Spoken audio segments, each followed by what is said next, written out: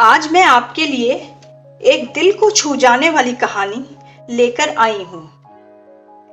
یہ heart touching love story زین اور زرین کی ایک درد سے بھری کہانی ہے، جس میں دونوں ایک دوسرے سے حد سے زیادہ پیار کرتے تھے۔ ہر پل ساتھ رہنا، گھومنا پھرنا اور گھنٹوں فون پر باتیں کرنا دونوں کے لیے عام سی بات تھی۔ دونوں ایک دوسرے سے ملے بنا ایک دن بھی نہیں گزار پاتے تھے۔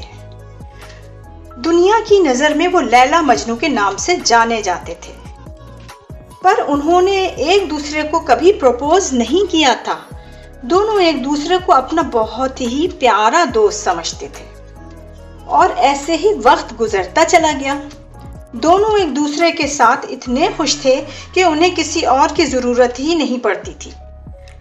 ہمیشہ ایک دوسرے کے ساتھ پورا دن گزارا کرتے تھے۔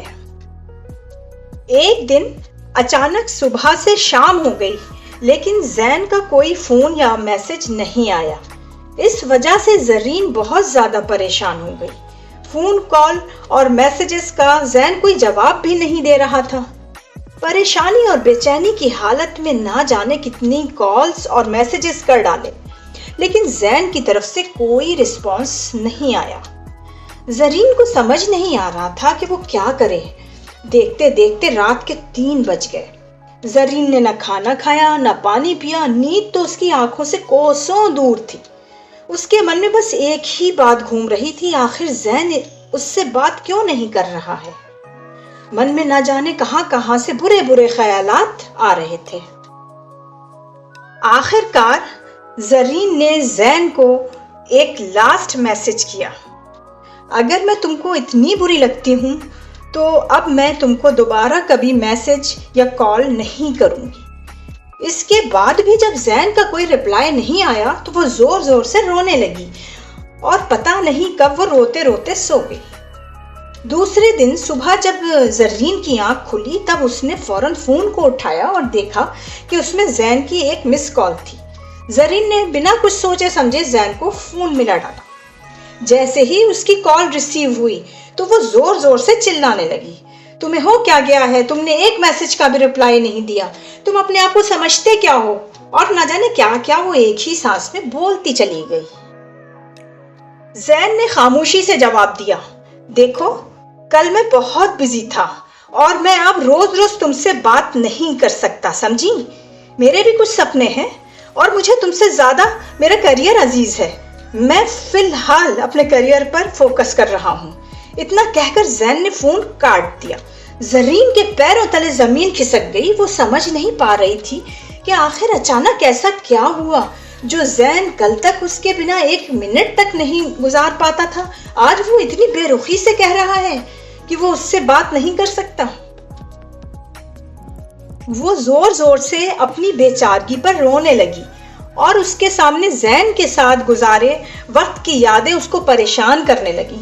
وہ بلک کر روتے ہوئے اللہ سے دعا کرنے لگی۔ زین کے بدلے ہوئے روپ کے بارے میں اس نے کبھی خواب و خیال میں بھی نہیں سوچا تھا۔ جیسے اسے بیتی باتیں یاد آتی، ویسے اس کی آنکھوں سے بے تحاشا آنسوؤں کی جھڑی لگ جاتی، اور وہ بے چین ہو کر زین کے ساتھ گزارے ایک پل کو یاد کرتی جیسے دونوں کل ہی ملے ہوں۔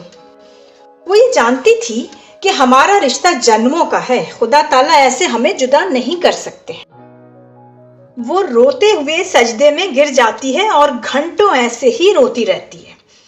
وہ اپنے آپ کو کمزور، اکیلا اور دکھی محسوس کر رہی تھی۔ اس سے پہلے زین ہر مشکل میں اس کے ساتھ سائے کی طرح کھڑا رہتا تھا، پر اس بار وہ اکیلی تھی اور اداس تھی۔ زرین ایک ہی دن میں اتنی ٹوٹ گئی کہ وہ خودکشی کرنے کا سوچنے لگی۔ شام کے وقت زرین نے ہمت کر کے زین کو کال کیا تو زین نے فون اٹھاتے ہی کہا: میں ابھی بہت بزی ہوں، تم سے بات نہیں کر سکتا، بار فون کر کے مجھے پریشان مت کیا کرو۔ یہ کہہ کر اس نے فون کاٹ دیا۔